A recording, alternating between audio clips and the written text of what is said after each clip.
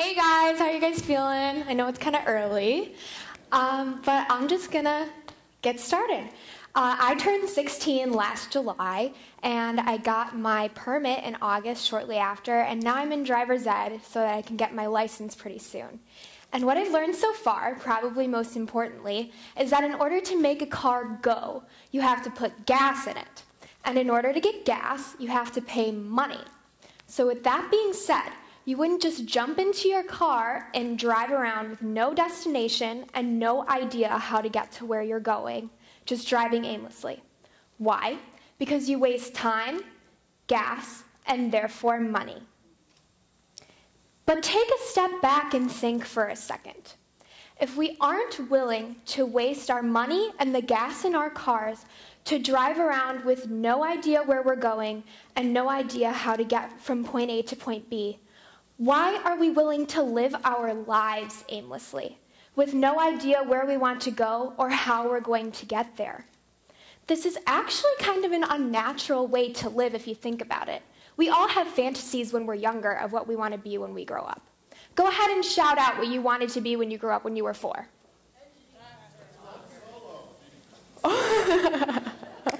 Those are some good ones. Well, see, even something as seemingly unrealistic as being a princess, I know I heard it somewhere in the room, is something to still look forward to and work towards in your life. And those first dreams that you have become your destination that you put into your GPS. Do you want to know what I wanted to be when I grew up when I was 4? A pop star. Specifically, Hannah Montana. I know, it's kind of crazy. And actually, throughout my whole kind of preteen life, I had this belief that I was going to go to one of her concerts, and she was going to find me, and I was going to sing for her, and she was going to love my voice so much that she was going to take me back to LA with her and make her record company sign me. I 100% relied on this for 3 years. I'm not even kidding. But aside from trying to get discovered by Miley herself, I loved singing so much that it was my favorite thing in the whole entire world, and I couldn't imagine doing anything else with my life than singing for millions of people every night and sharing my gift with the world. So this became my destination. Unfortunately, though, when I was about 12, I started to realize, hey, Marivi, maybe there are other people in the world who are good singers too, not just you. And maybe, just maybe, they might be a teeny bit, dare I say it, better than you. So because of this deep insecurity and lack of confidence, when I punched in pop star as my destination in my GPS, it came up as address not found. And that really threw me through a loop and made me feel really discouraged. And just like anybody with a faulty GPS, I felt lost. But that doesn't mean I jumped into my car and drove around with no idea where I was going or how I was going to get there. Instead, I clicked on one of the suggested alternative routes that my GPS gave me: pageantry. And the idea really intrigued me, so I put the key in the ignition, started my engines, and followed the clear-cut route that my GPS gave me to a place where I had never even imagined I would go before. So when I started on my journey, I hit a bumper-to-bumper traffic jam. I immediately noticed that I was completely out of my league when I didn't make top 20 in my first pageant.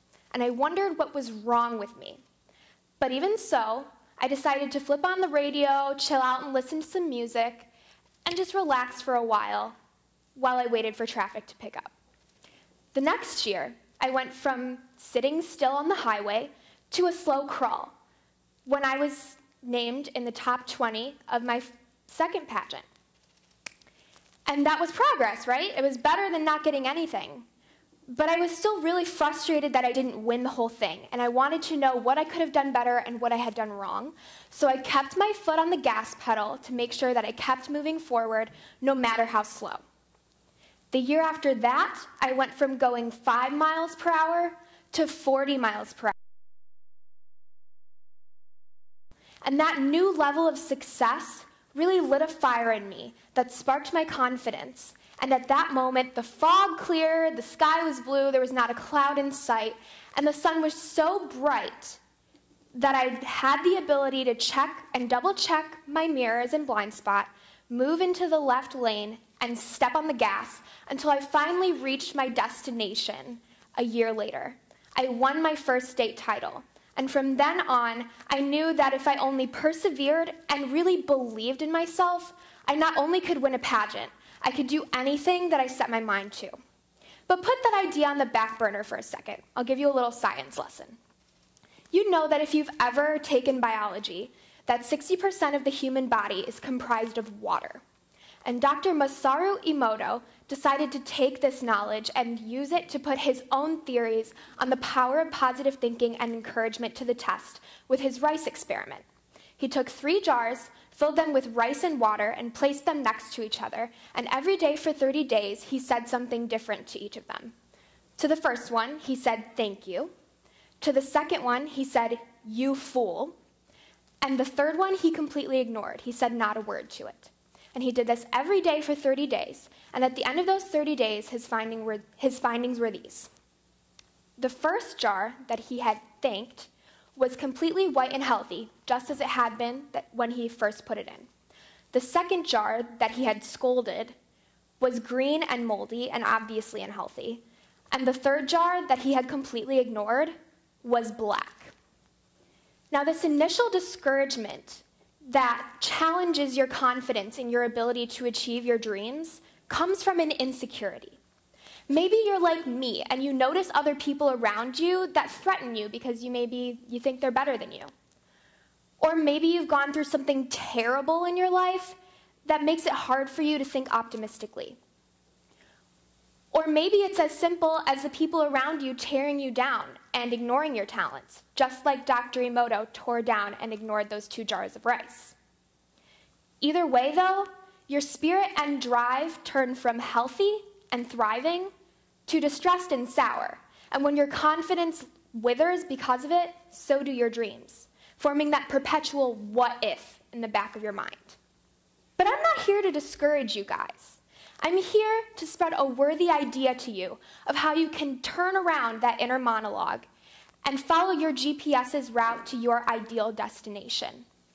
This starts with your friends. Choose them wisely and not out of convenience. Along my journey, I rolled over a nail and got a flat tire. I found that a lot of my classmates don't understand me because they can't relate to the things that I enjoy and how I choose to spend my life. And there's nothing wrong with that, absolutely not. But because of it, I choose not to spend my time with a lot of them. Instead, I chose to pull over, change my tire, and keep going to where I wanted to be. While I do have a few really great friends at school, most of my genuine friends that are and always have been there for me, that I can count on no matter what, and who support me through my failures and my triumphs, are the wonderful people I've met through modeling, acting, singing, and of course, pageantry. The problem is, though, that they live all over the country, and so sometimes it's hard for me to see them, and obviously that's not convenient. But I know if I ever need them, all I have to do is call them on the phone or on Skype or send them a text. Surround yourself with positive people who will lift you up, and make sure that you lift other people up as well, so that your inner rice will stay white and healthy. It's kind of like when you go out to lunch and you order a burger and fries, and they always put a pickle on the side, and there are always a few fries that touch the pickle, and automatically they taste and smell and get soggy like the pickle, and you can't eat them anymore. I hope I'm not the only person who's really bothered by pickle-touched fries, because if I am, that's really awkward. But anyway, to the point. In this metaphor, you become like a French fry. You become what you're surrounded by, and you need to be conscious of that. Also, you need to learn to change those tires and not to take any of that negativity that you encounter along the way personally. Because you can just pull over, change the tire, and keep going to where you're going. Because no matter how big that nail in the tire is, no matter what people say, people's comments have no bearing on what you decide to do with your life and your dreams. You do. I never go a day without thinking about my favorite quote from Henry Ford. Whether you think you can or think you can't, you are right. And that is the most plain and simple way for me to introduce my next idea to you guys. If you believe you can achieve your dream, you will achieve your dream. Along my journey, I kept hitting every red light there was. And those red lights were my genuine disbelief that I could win a pageant, no matter how much I really wanted to. And those lights didn't start to turn green until I not only wanted to win a pageant more than anything, I knew I would. So keep going on your path. Keep going no matter how many red lights there are, because all you have to do is pull over, reroute, and figure out a way to continue. Make sure that you know that you can do whatever you set your mind to. If you think you can become a princess, go to Europe and travel around until you meet a noble and make them fall in love with you and marry them so that you can become a princess. If you want to be a pop star, work so that you can make money to get studio time, meet with industry professionals to get good ideas, move to LA or New York. Heck, try my idea and sneak into Miley Cyrus's dressing room and see if she'll help you out. I don't know, maybe it'll work. But make sure that you believe in yourself and put the work in. And if by some fluke it still doesn't work out, all you have to do is pull over and reroute to something better and equally as exciting as what you originally had in mind. Grab hold of that steering wheel, your power, and drive yourself to your success. And just like regular driving, if you let go of the steering wheel, you lose control of the car. And if you let go of your power over your own destiny, you'll lose control over that too. I challenge you all to leave this event today with a goal. It could be as small as trying to match your socks every day. And trust me, that may sound really simple, but it's hard for me. Or if you want to set a big goal, maybe it's to become a pop star, set a big goal. All you need is a goal, a destination to look forward to when you start to feel discouraged. Don't live your life aimlessly, driving around with nowhere to go and no idea how to get there. Climb into your car and turn on that GPS so that when you hit traffic jams, get flat tires, and hit red lights, all you have to do is pull over, replace your tire, recalculate your route, and make sure you end up where you need to go. Thank you.